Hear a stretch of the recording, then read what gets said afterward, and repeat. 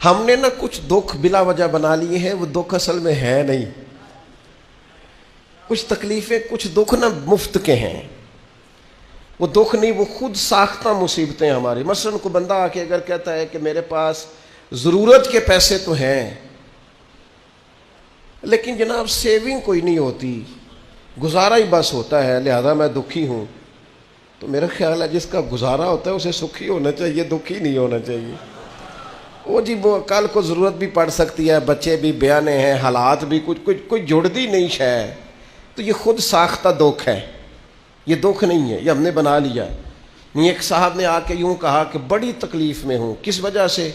میری بچی کو اپنے سسرال میں کام بڑا کرنا پڑتا ہے. تو میں نے کہا ہاتھوں پہ چھالے پڑتے ہیں اس کے؟ کہا نہیں. تو میں نے کہا پھر کوئی دکھ والی بات نہیں، مدینے والے محبوب کی مقدس شہزادی کے ہاتھوں میں تو چھالے پڑ جاتے تھے. یہ تو خود ساختہ دکھ ہے بھائی، یہ تو بنایا ہوا ہے. یہ کوئی دکھ ہے کہ اپنے گھر میں کام کرتی ہے؟ بلا وجہ کے دکھ، بلا وجہ کی آزمائشیں. یعنی کچھ لوگ آ کے کہتے ہیں میرے رشتہ دار بڑے برے ہیں تو میں بڑا دکھی ہوں. اس میں دکھی ہونے والی کون سی بات ہے؟ نبی پاک علیہ السلام نے فرمایا کمزور باتیں نہ کرنا کہ کوئی میرے ساتھ نیکی کرے گا تو میں کروں گا. فرمایا جو تم سے توڑے تم اس سے جوڑو.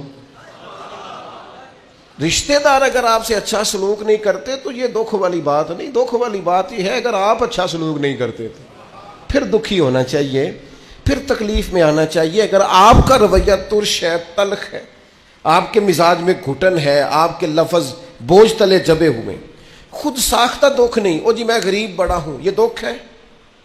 غربت اور تھوڑا کھانا اور تھوڑی جائیدادیں یہ تو نبی پاک کی پسند ہے. حضور نے تو اللہ سے مانگ کے لیا ہے کہ یا اللہ ایک وقت روٹی دینا، ایک وقت کا فاقہ دینا. اور حضور فرماتے ہیں اللہ میرا دل کرتا ہے جب تو مجھے پیٹ بھر کے کھانا عطا کرے تو شکر کروں، اور جب نہ ہو تو تیری بارگاہ میں عرض کروں. تو یہ تو نعمت تھی، پیسے کم اور حساب بھی کم، تو اس کو دکھ بنا لیا ہے. خود ساختہ چیزیں اور بلا وجہ کی چیزیں اور حالات بڑے سخت اور بڑے گھمبیر. بعض لوگ ایسے ہیں جو تبلیغ کے نام پر دکھی ہوتے ہیں، کہتے ہیں جی میں بڑا کہتا ہوں، لوگ نیک ہی نہیں ہوتے. میں بڑی کوشش کرتا ہوں، لوگ بات ہی نہیں سنتے. میں اتنا نیک ہوں، پرہیزگار ہوں، محنتی ہوں اور خلوص کے ساتھ دعوت خیر دیتا ہوں، لہذا بڑا دکھی ہوں، لوگ میری بات ہی نہیں سنتے. تو میں نے کہا اب نہ تکلیف میں آئے. لوگوں نے تو نبیوں کی بھی نہیں سنی، انہوں نے تو یہ نہیں کہا. انہوں نے تو کہا وما علینا الا البلاغ المبین. بھئی ہمارے ذمے کھول کر بیان کرنا ہے.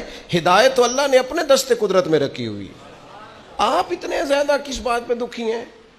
آپ کو ان کی خواہش ہونی چاہیے، درد ہونا چاہیے لوگ ٹھیک ہو جائیں، لیکن اس بات کو شکوہ بنا لینا اور اس وجہ سے لوگوں پر تنقید کرتے پھرنا اور طنز کرتے پھرنا، خود ساختہ دکھ، بلا وجہ کے دکھ، بغیر کسی سبب کے پریشانی.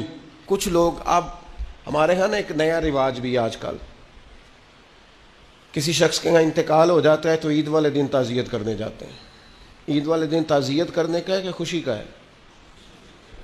آپ ان سے ملاقات کریں جا کے، پر وہاں فاتحہ نہ پڑھیں. فاتحہ کا بھی ٹائم ہوتا ہے.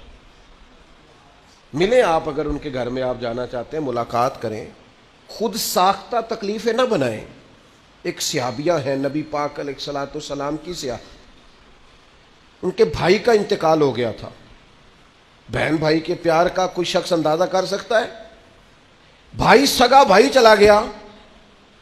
تیسرے دن اٹھ کے، 3 دن مکمل ہوئے تو اٹھ کے اس خاتون نے خوشبو لگائی، نیا لباس پہنا.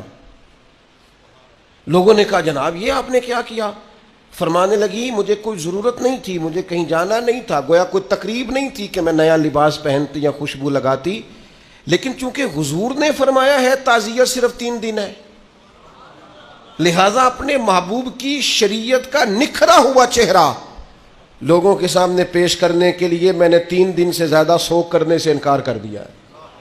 یہاں تو میرے بھائی لوگ تانا زنی کرتے، او کل بھائی نہ دا باپ گیا تے نہ دکانہ کھول بھی لیا نے، 4 دن تو کیا آپ مذاق کر رہے ہیں دین کے ساتھ.